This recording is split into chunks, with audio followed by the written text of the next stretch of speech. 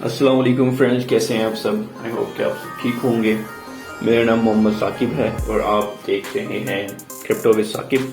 तो जैसे कि मैंने आपको पहली वीडियो में बताया कि ये चैनल बनाने का मकसद ये है कि मैं आप लोगों को अपना एक्सपीरियंस शेयर कर सकूं, आप लोगों को सिखा सकूं कि क्रिप्टो में आपने किस तरह इन्वेस्ट करना है। क्योंकि बहुत से लोग जो हैं क्रिप्टो में अभी पार्टिसिपेट नहीं कर रहे, ठीक है। वो इसलिए कि उनको नो हाउ नहीं है, ठीक है। उनको नहीं पता किस तरह क्रिप्टो में जो है वो पार्टिसिपेट करके वो पैसिव इनकम जनरेट कर सकते हैं। तो जो लोग कर रहे हैं वो तो बहुत अच्छा कर रहे हैं। उनमें कुछ ऐसे लोग भी हैं जो कि प्रॉपर इंफॉर्मेशन और गाइडेंस होने के बावजूद ना होने के वजह से जो है वो अपना लॉस कर रहे हैं। तो मैंने सोचा कि जो हमने सीखा और जो हमने गलतियाँ की वो आप तक पहुँचाया जाए, ताकि आप भी अब घर बैठे जो है वो इस चीज़ से जो है वो इनकम जनरेट कर सकें।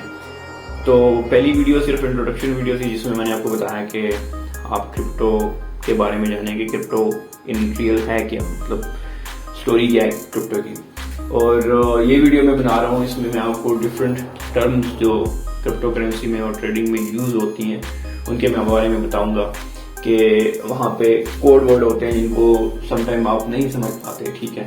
तो आपको पता होना चाहिए कि अगर आप क्रिप्टो सीख रहे हैं तो आपको पता होना चाहिए कि क्रिप्टो में कौन सी टर्म्स यूज होती हैं। तो बगैर टाइम वेस्ट किए, क्योंकि पिछली वीडियो भी काफ़ी लंबी हो गई थी, तो इस वीडियो को मैं शॉर्ट ही रखने जा रहा हूँ। तो कुछ टर्म्स हैं जिनको मैंने ऑलरेडी यहाँ पे लिखा हुआ है, ठीक है। तो वन बाय वन मैं आपको बताता जाऊँगा और आपको ईजी है, बहुत ईजी है, आपको समझ आती चाहिए। तो क्रिप्टो करेंसी ट्रेडिंग में सबसे पहली जो टर्म यूज होती है FOMO, फोमो। इसका मतलब है फियर ऑफ मिसिंग आउट। उसमें यह होता है कि लेट्स सपोज मार्केट के सेंटिमेंट्स पॉजिटिव है और मार्केट जा रही है बहुत ऊपर, ठीक है।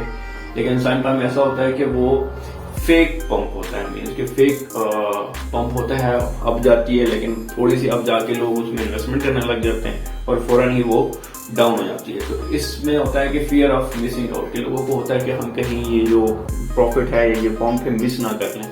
तो जैसे कोई फेक पंप आता है तो वो इन्वेस्टमेंट डाल लेते हैं और फेक पंप आने के बाद वो फौरन ही डंप में नीचे चली जाती है। तो ये होता है फियर ऑफ मिसिंग आउट, जिसमें लोग नुकसान करते हैं। अब जोमो क्या होता है? जोमो होता है जॉय ऑफ मिसिंग आउट। अब लेट्स सपोज कि आप किसी कॉइन में इन्वेस्ट करना चाह रहे हैं और सडनली आपके दिमाग में आता है कि नहीं, मार्केट नीचे जाएगी, ठीक है। तो आप इन्वेस्ट नहीं करते और मार्केट नीचे चले जाती है। तो जब वो आप बाइंग नहीं करते और मार्केट नीचे जाती है तो उसमें जो आपको एक खुशी महसूस होती है उसको आप जॉय ऑफ मिसिंग आउट कहते हैं। उसके बाद है जी DYOR। DYOR का मतलब है कि डू यूर ओन रिसर्च। इसमें यह होता है कि जिस भी ग्रुप को आप ज्वाइन करो, चाहे वो किसी के भी आप सिग्नल्स, किसी भी एक्सपर्ट के सिग्नल यूज करो, तो उसमें वो एक लफ्ज यूज करते हैं कि डू योर ओन रिसर्च, ठीक है। तो उसके बाद ही आपने किसी प्रोजेक्ट में या किसी कॉइन में इन्वेस्ट करना है।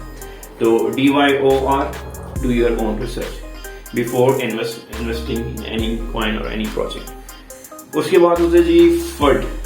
अक्सर आपने सुना होगा कि फट क्रिएट हो जाता है। तो फट का मतलब होता है फियर, अनसर्टेनिटी और डाउट।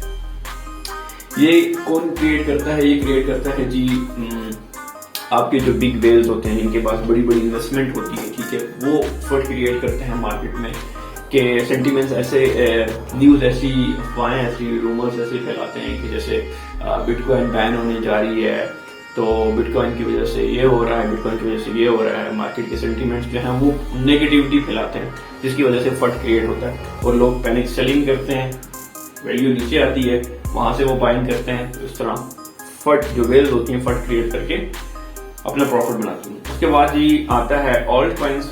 अच्छा, every coin other than bitcoin, मतलब बिटकॉइन के अलावा जो भी कॉइन आपके पास है क्रिप्टो करेंसी में वो ऑल्ट कॉइन कहलाते हैं। वेल्स का नाम आप बार बार सुनेंगे। वेल्स ने मार्केट क्रैश कर दी, मैनिपुलेट कर दी, वेल्स ने मार्केट पंप कर दी, डंप कर दी। तो वेल्स वो होती है जिनके पास बिग इन्वेस्टमेंट होती है, बड़े बड़े इन्वेस्टर होते हैं, बड़ी बड़ी कंपनी होती हैं, बड़े बड़े लोग होते हैं जिनको वेल्स कहते हैं, जिनके पास बड़ी इन्वेस्टमेंट होती है। अच्छा, dead cat bounce. Dead cat bounce जो चीज है वो ये है कि एकदम से मार्केट क्रैश होती है, मतलब बियरिश मार्केट में जब कोई भी कॉइन या कोई भी करेंसी रिकवर होने की कोशिश करती है, रिकवर होती है, ऊपर जाती है, तो उसको कहते हैं डेड कैट बाउंस। उसके बाद आता है जी BTD। BTD क्या है जी? By the dip. By the dip से मुराद ये है कि जब भी आपकी कॉइन की वैल्यू नीचे आती है, मतलब लोएस्ट पे आती है, नीचे आती है, गिरने लगती है, तो आपके पास अपॉर्चुनिटी होती है कि आप उसमें बाइंग करें। ठीक है। तो जब भी मार्केट की वैल्यू नीचे आती है तो आपने बाइंग करनी होती है, और जब भी मार्केट की वैल्यू ऊपर जाती है तो आपने सेलिंग करनी होती है। तो इस तरह आप प्रॉफिट करते हैं, प्रॉफिट बनाते हैं और नुकसान से बचते हैं। अब बुलिश का मतलब ये है कि मार्केट ऊपर जा रही है। ठीक है, सेंटिमेंट्स अच्छे हैं, मार्केट ऊपर जा रही है। बेरिश का मतलब है जी कि मार्केट डाउन जा रही है। ठीक है। Bag holders. अब बैग होल्डर्स को वो होते हैं जो कि जिनको फर्क नहीं पड़ता कि मार्केट ऊपर जा रही है या मार्केट नीचे जा रही है, वो लॉन्ग टर्म के लिए अपनी करेंसी को होल्ड करते हैं। ठीक है। उसके बाद होता है जी FA से मुराद है जी फंडामेंटल एनालिसिस। ये होते हैं कि आप उनकी वेबसाइट पे, क्रिप्टो करेंसी कॉइन्स की वेबसाइट पे जाते हैं, वहां पे उनकी टीम को चेक करते हैं, उनके ऑडिट को चेक करते हैं, उनके पेपर्स को चेक करते हैं, सारा कुछ के उनके रोड मैप को चेक करते हैं। ये होता है फंडामेंटल एनालिसिस। दूसरा ये होता है कि टेक्निकल एनालिसिस के आप चार्ट्स वगैरह देखते हैं, आप ग्राफ देखते हैं, आप इंडिकेटर्स के थ्रू उनकी वैल्यूज देखते हैं, तो उसको कहते हैं टेक्निकल एनालिसिस। नाम से भी वाज़ेह है कि टेक्निकल एनालिसिस। उसके बाद होता है जी शिट मीम कॉइन। अच्छा, ऐसे कॉइन्स जिनके पीछे कोई रूट कॉज ना हो, जो किसी कॉज के लिए ना बने हो, जस्ट फॉर फन या जस्ट फॉर मतलब उनकी कोई रीजन नहीं होती या उनके बिहाइंड कोई ऐसा काम नहीं होता। जैसे कि शिबा इनू है, डॉज कॉइन है, ये सिर्फ फॉर फन बने थे, लेकिन अब इनको टेस्ला ने अडॉप्ट किया और शिप में भी काफी सारी चेंजेस आ रही हैं, तो अब ये शिट कॉइन नहीं रहे, लेकिन इससे पहले ये शिट कॉइन थे। रेक्ट निकला है रैकेट से, रेक्ट। तो इसमें ये होता है कि रेक्ट से मुराद है बिग लॉस, जो आपकी एक्सट्रीमली डंप आती है जब किसी कॉइन में और उसमें आपको लॉस होता है, तो उसको रेक्ट बोलते हैं। ठीक है। ATH का मतलब है ऑल टाइम हाई, कि कोई भी कॉइन अब तक जिसकी वैल्यू सबसे ज्यादा होती है, मींस के एक कॉइन है जो शुरू हुआ $1 से। ठीक है। और जब से वो शुरू हुआ अब तक उसकी जो हाईएस्ट वैल्यू होगी उसको आप कहेंगे ऑल टाइम हाई। तो इसी तरह ATL ऑल टाइम लो। ठीक है। अब TTM क्या होता है? TTM होता है to the moon. Mostly use करते हैं यहाँ पे कि कोई भी कॉइन जो है टू द मून है, Shiba Inu to the moon, dogecoin to the moon. इसका मतलब ये होता है कि इनमें एक्सट्रीम पंप आने वाला है और ये मतलब इनके फंडामेंटल अच्छे हैं। ठीक है। उसके बाद ये होता है जी फियाट होता है जी लोकल करेंसी, जो आपकी नॉर्मल करेंसी है जो आप यूज करते हैं, physical Pakistani rupees, Indian rupees. Air drop का मतलब होता है जी जो अर्ली डिस्ट्रीब्यूशन होती है किसी भी कॉइन की। ठीक है।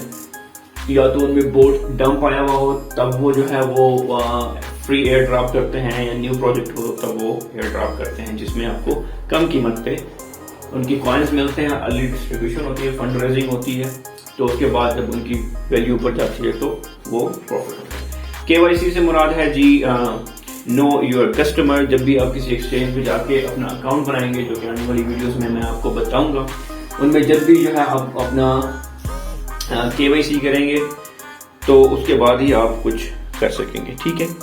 तो KYC के बाद ये है स्विंग का मतलब ये होता है कि स्विंग ट्रेडिंग होती है कि जब भी मार्केट किसी एक टाइम पीरियड में up and down, sudden up and down होती रहती है, अप एंड डाउन होती रहती है, तो उसमें वो लोग स्विंग ट्रेडिंग करते हैं और स्कैल्पिंग भी करते हैं।